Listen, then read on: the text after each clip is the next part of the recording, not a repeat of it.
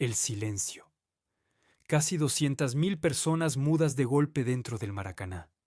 Ahí terminó el partido, pero no terminó la historia, porque un país no llora una final durante 50 años. Lo que de verdad rompió a Brasil no fue el gol de Uruguay, fue lo que Brasil decidió hacer consigo mismo después. Y todo empezó con una sola pregunta, la más peligrosa de todas. ¿De quién fue la culpa? Cuando un dolor es demasiado grande, la gente no busca explicaciones, busca un culpable, alguien a quien señalar con el dedo, alguien que cargue con el peso de millones de corazones rotos. Brasil encontró a su culpable, y lo encontró rápido. Señalaron al arquero, dijeron que el gol de Guilla fue su error, que dejó el primer palo abierto medio segundo de más. Se llamaba Moacir Barbosa, y ese medio segundo lo perseguiría por el resto de su vida. Pero la cacería no se detuvo en él. También cargaron la culpa sobre otros dos jugadores. Uno se llamaba Bigot, el otro, Juvenal. ¿Notas algo que comparten esos tres nombres? Eran los tres jugadores negros del equipo. Detente un momento en eso. Un país entero estaba herido, y a la hora de repartir la culpa, el color de la piel decidió quién iba a pagar la cuenta de todos. La derrota fue de 11 hombres. El castigo cayó sobre 3. Y de esos 3, Barbosa pagó el precio más cruel. No fue una semana, no fue un año, fue su vida entera. Donde quiera que iba, era el hombre que perdió el mundial. La gente lo señalaba en la calle. Las madres, según se cuenta, lo usaban para asustar a sus hijos. Hay una historia que lo resume todo. Muchos años después, ya siendo un hombre mayor, Barbosa quiso acercarse a saludar a la selección brasileña en una concentración. No lo dejaron entrar. Alguien dijo que traía mala suerte. Imagina eso. 40 años después, todavía lo trataban como una maldición. Una vez, Barbosa dijo una frase que duele de solo repetirla. Dijo que en Brasil la pena máxima por un crimen es de 30 años, pero que él ya llevaba mucho más que eso, pagando por algo, que nunca fue un crimen. Murió en el año 2000. Pobre, solo. Todavía señalado por una jugada de 11 minutos antes del final, medio siglo atrás. ¿Y sabes qué es lo más injusto de todo? Que en aquel gol no hubo ningún error grave. Fue un disparo astuto, a un ángulo difícil, en el segundo exacto.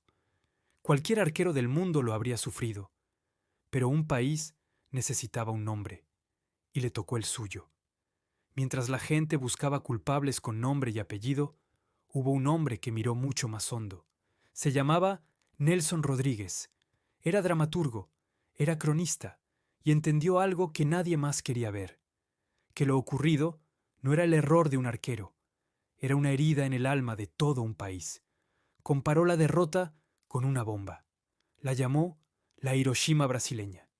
Y después hizo algo todavía más valiente. Le puso nombre a la enfermedad que vio nacer aquel día. La llamó el complejo del perro callejero. En portugués, el complejo del vira-lata. ¿Sabes cómo se comporta un perro callejero frente a uno de raza? Baja la cabeza, se hace pequeño, cree, antes de que empiece la pelea, que no tiene derecho a ganar, que su lugar es perder. Rodríguez dijo que eso era exactamente lo que sentía Brasil frente al resto del mundo, que el brasileño se ponía de rodillas ante el extranjero por su propia voluntad, que se sentía menos, aunque fuera mejor. Y aquí está la parte más inquietante de toda esta historia. Según Rodríguez, el verdadero rival de Brasil nunca estuvo en la cancha, estuvo siempre dentro de la cabeza. Piénsalo bien. Aquel país no había perdido solamente un partido. Se había convencido a sí mismo, en lo más profundo, de que no era lo bastante bueno, de que la grandeza era para otros, de que él no merecía ganar. ¿Y cómo se cura una herida que vive por dentro? Para responder eso, tenemos que hablar de algo que llevas viendo toda tu vida sin saber lo que significa. La camiseta. Porque en 1950 Brasil no jugaba de amarillo, jugaba de blanco. Una camiseta blanca con un pequeño detalle azul en el cuello. Y después del maracanazo, ese blanco quedó maldito. La gente ya no podía mirarlo sin ver la derrota. Empezaron a decir que era una camiseta sin carácter, sin sangre, sin patria. Decían que no tenía los colores de la bandera, que no representaba nada, que por eso habían perdido. El blanco se transformó en el color de la vergüenza nacional, así que tomaron una decisión radical. Iban a borrar esa camiseta de la historia, para siempre. Un periódico lanzó un concurso público. La regla era simple, pero poderosa. Diseñar una camiseta nueva, una que llevara los 4 colores de la bandera de Brasil: el verde, el azul, el blanco y el amarillo. Llegaron cientos de diseños, y el ganador fue un muchacho de apenas 19 años. Se llamaba Aldir García Schley. Pero aquí la historia te guarda su mayor ironía. Aldir no vivía en el corazón de Brasil. Vivía en un pueblo pegado a la frontera, tan cerca de Uruguay que la línea entre